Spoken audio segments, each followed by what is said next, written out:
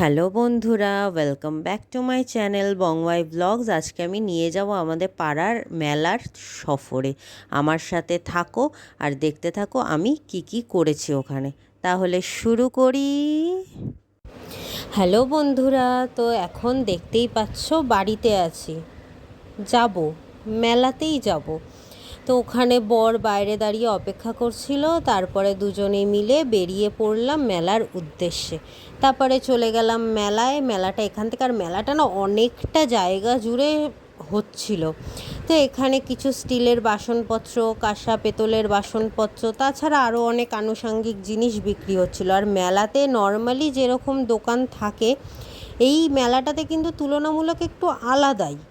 আলাদা কেন আলাদা সেটা একটু পরেই বুঝতে পারবে। তার আগে দেখে নিলে চায়ের কাপ। আমার তো চায়ের কাপ কিনতে ভীষণ ভালো লাগে, কিন্তু এখন এই মুহূর্তে আমার চায়ের কাপের দরকার নেই, তাই আমি কিনিনি।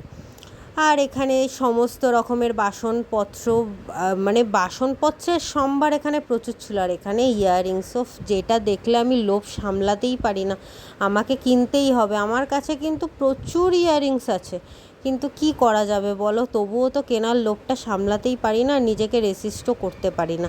আর এখানে রয়েছে মেলার সেই বিখ্যাত আচার, তোমাদের সাথে এর আগেও আমি শেয়ার করেছিলাম। এখন এই মুহূর্তে আমি আচার কিনিনি, কারণ ঘরে অলরেডি আচার রয়েছে। এক্সট্রা কিনে কি করব বলো, আমি একাই খাই আচার। আমার বর একদমই আচার খেতে পছন্দ করে না, তাই একজনের জন্য এত আচার কিনে তো লাভ নেই। তাই আর সেদিন আর আচার কিনিনি। আর এখানে সমস্ত রকম কাঠের জিনিসপত্র বিক্রি হচ্ছিল, কাঠের ট্রে বলো, তারপরে সবজি কাটার যে বোর্ড হয় সেগুলো। আর এছাড়া এখানে দেখো সমস্ত রকমের জামা কাপড়। আর এই দোকানটাতে কিন্তু চুড়িদারের পিসও বিক্রি হয় বিভিন্ন কাপড়ে, তোমরা চাইলে কিন্তু এসে একবার ভিজিট করতেই পারো। আর এখানে সমস্ত রকমের জামা কাপড় থেকে শুরু করে ব্যাগ, জুতো, তারপরে হ্যান্ডমেড জুয়েলারি, তার সাথে হচ্ছে চাদর, বিছানার চাদর, তারপরে বালিশের কভার, কোল বালিশের কভার, সমস্ত রকমের এখানে বিক্রি হচ্ছিল। তা আমিও আর বাদ যাই কেন, আমিও এখান থেকে বালিশের কভার আর কোল বালিশের কভার কিনে নিয়েছিলাম।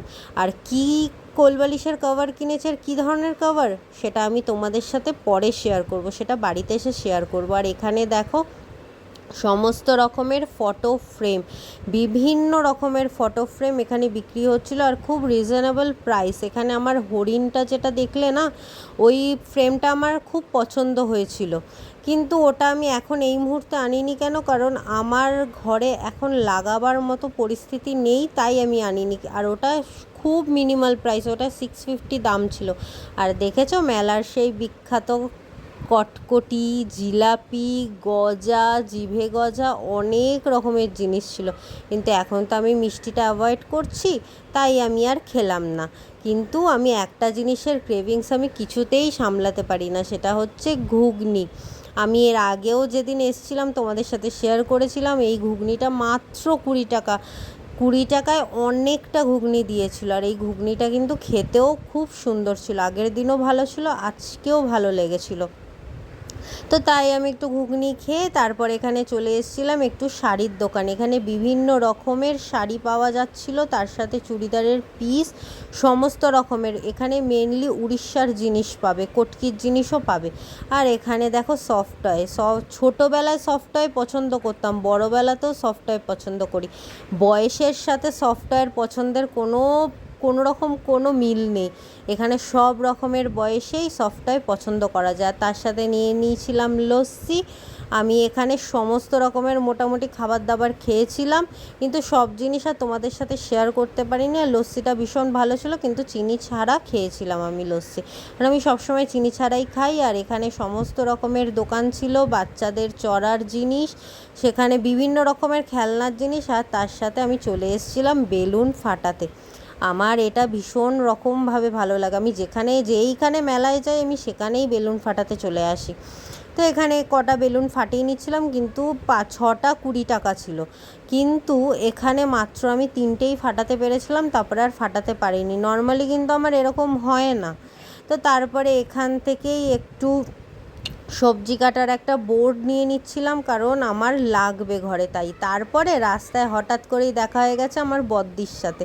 তো এখানে বদ্দি একটু হাই করে দিচ্ছিলো, তোমরাও চাইলে একটু হাই বলে লিখে দিতে পারো বদ্দিকে কমেন্ট সেকশানে।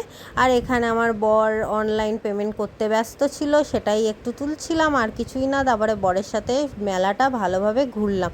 আর এখানে এই বাচ্চাটা আমাকে শুধু দেখেই যাচ্ছিলো আমাকে, কেন জানি না।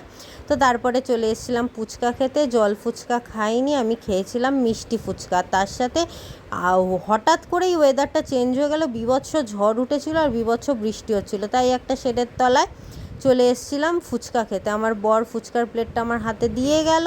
তো এখানে ফুচকাটা আমি খেয়ে নিচ্ছিলাম। আমার ফুচকাটা খেতে না ভীষণ ভালো ছিল, তার সাথে এইরকম ওয়েদার অফ কম্বিনেশনটা তো জাস্ট দারুণ দারুণ। তো এখন আমি তোমাদের সাথে শেয়ার করে নিই যে মেলা থেকে আমি কি কি কিনে এনেছি।